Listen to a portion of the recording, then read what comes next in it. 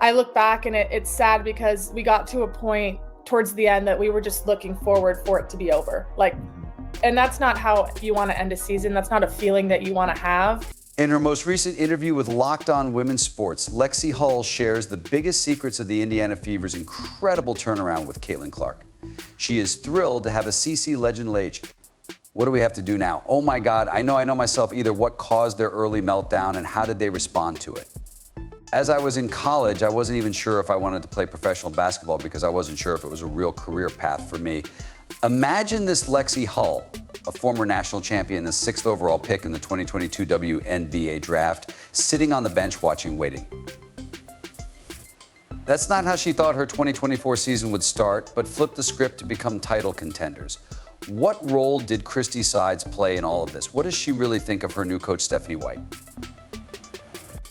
Get ready for the inside scoop on Indy's wild ride. Are you ready? There, she was on the sidelines while Christy Wallace and Katie Lou Sampson played instead. When you talk to Christy early on, you're told, I'm going to get more of this playing time, more of this opportunity, and does that help feed your confidence as well? Hull's time in the WNBA had been difficult. Her shooting wasn't as good as it was in college in her first 2 years. She struggled with her three-point shots, only making them 11% to 22% of the time, which was a significant decline from her excellent shooting at Stanford. Hull pushed herself in every practice and game to show she belonged. It wasn't just about living up to being picked 6th in the draft anymore. She wanted to prove she could play in the best women's basketball league in the world. We've discussed your shooting ability on previous programs. Our team in my first year, winning 5 games in the season and then not performing great makes you wonder where you belong in this league. What am I doing wrong? And so there are doubts for sure. Something that you never doubted, something that Lyndon was sure of when she drafted you, was something that, to be honest, people in the league were hoping for when she drafted you. You had always performed well in college, so it was hard to find a rhythm and play time, which makes a difference. However, on May 25th, while playing against Las Vegas Hull, she got hot and made 4 three-pointers early in the game, and she suddenly felt more at ease on the court. You just put up shooting 47 points, 1% from 3. Paul continued to improve throughout the season, and when she played more than 30 minutes in a game, she scored an incredible 66. When you played more than 30 minutes a game this season, do you know what you shot from 3? You shot 66. Paul said that seeing my shots go in and getting more opportunities to play really gave me more confidence. She made 7% of her three-pointers. There is no such thing as fatigue when you're out there 7% from 3. When you look back on a season, the things you take are those percentages. Those are the things you know you're working to improve year after year, and so I'm really proud of myself for that. The biggest change was how Hull thought about things. She stopped doubting herself and started appreciating her journey. I'm just grateful for how the sport is growing, she said, feeling more positive about her situation. Oh, it's really satisfying. Hull's comeback was fantastic, but it was only the beginning. The Fever season was about to get really interesting, and Hull was ready to play a big part in it.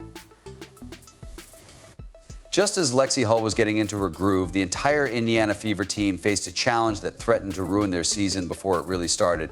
11 games in 20 days, it sounds impossible, doesn't it? For the 2024 Fever, it was just the beginning of their uphill battle.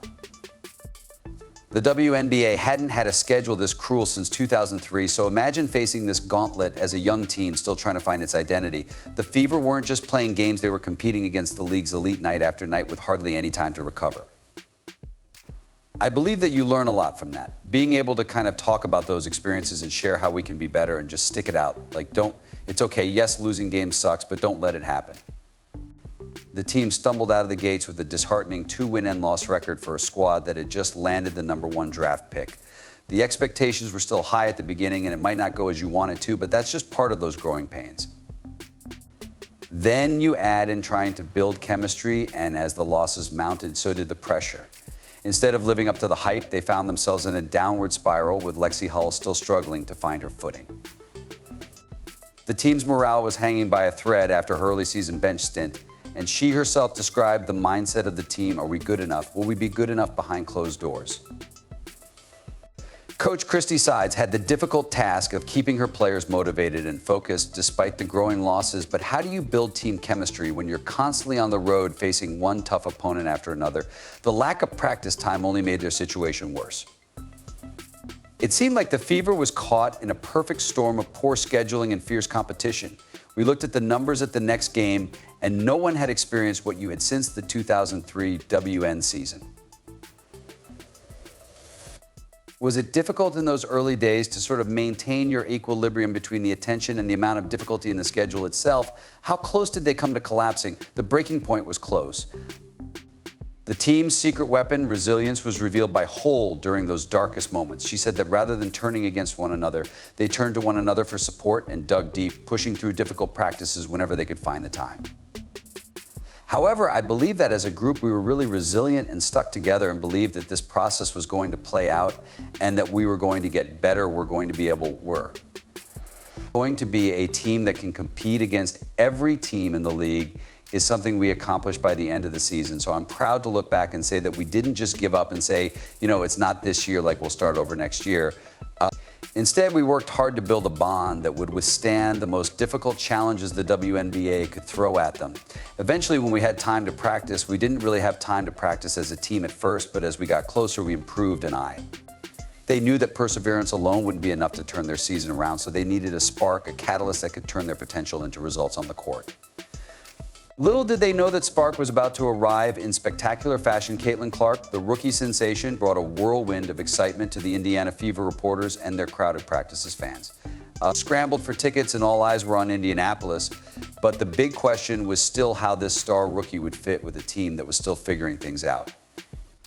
I recall the draft party in Cambridge, which was the first time we had that many people there for a performance that wasn't really that great.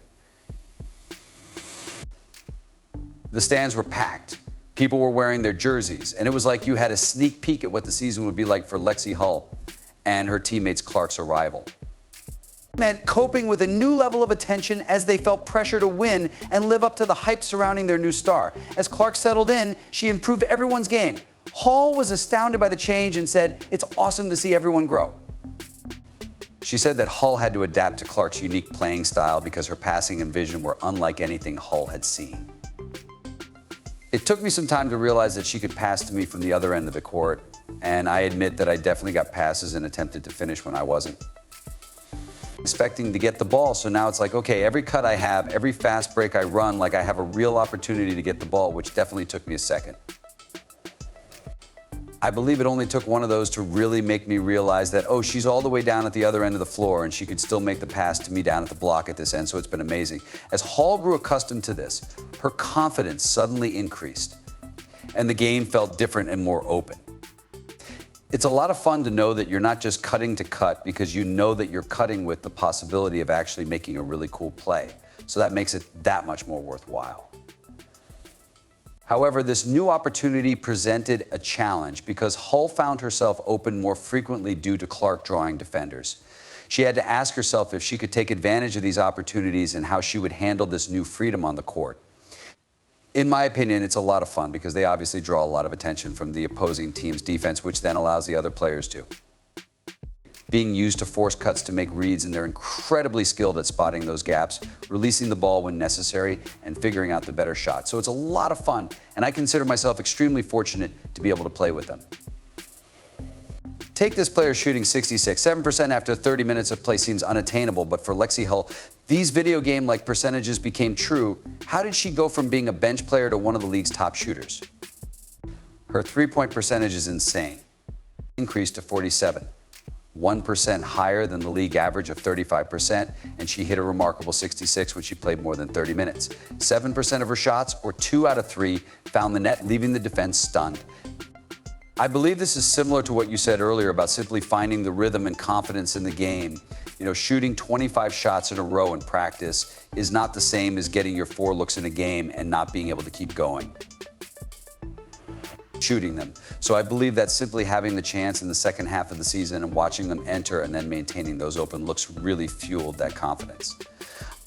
I believe that Hull's hot streak towards the end made her focus on remaining calm and confident during games rather than breaking under pressure. I'm going to hold myself to that standard, Hull stated, indicating that she wants to keep getting better. But so Hull prepares by practicing consistently and mentally preparing herself. She works on maintaining composure when it matters most. Her improved shooting isn't just about her skills, it's also about how she fits in with the team.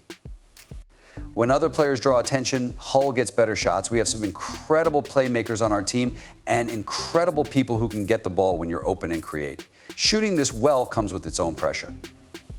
One bad game, and people start wondering if she's lost her touch.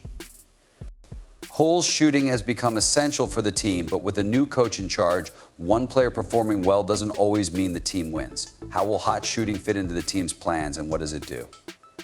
I'm one of those players that I'm spacing the floor and I need to knock down those shots, so besides holding myself accountable to do that as my role and hit those open looks, I'll also be able to stand up for my teammates and say thank you like I'm doing the work, you're doing the hard work.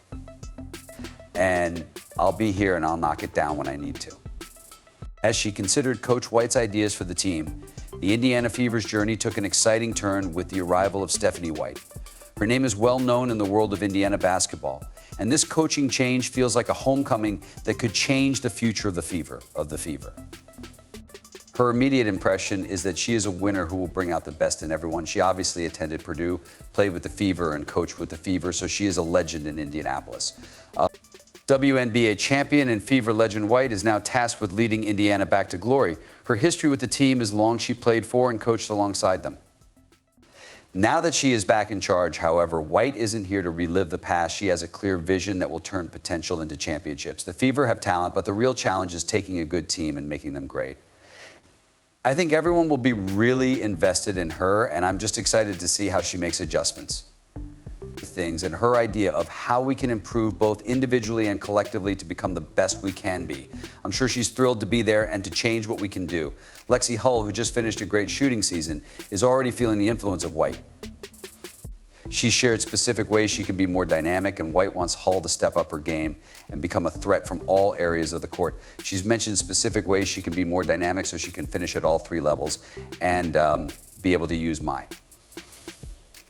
White's coaching style is upending things by pushing players to use their size more effectively and become harder to defend against. It's a new approach for Indiana, and the team is energized. The big question now is how her methods will work with this young, talented roster. Will her championship experience lead to quick success, or will the team need time to adjust? When you make all 5 players on the court difficult to guard, it's going to make us really good, but she's also going to be focused on that defensive side and bring as much as I can on that end as well. I believe she simply has high expectations for everyone, and as any coach should, I'm thrilled about that. Paul said White brings a winning mindset that might be exactly what the Fever need to move forward as this new chapter begins.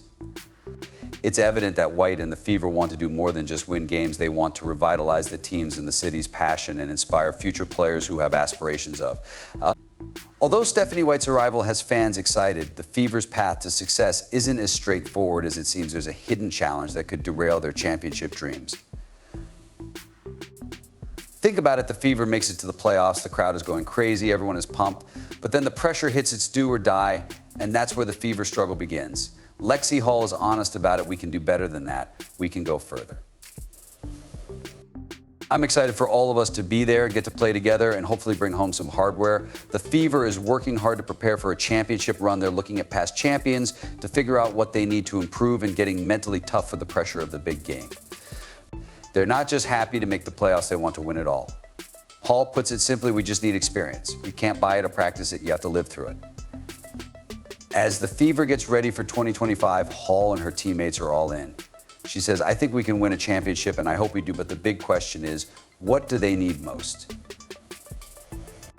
Perhaps it's a player stepping up in a big way, a new game plan that surprises everyone, or perhaps it's just time for this young team to grow into champions. There's a new vibe in the team, and who knows, this might be the year they finally become champions.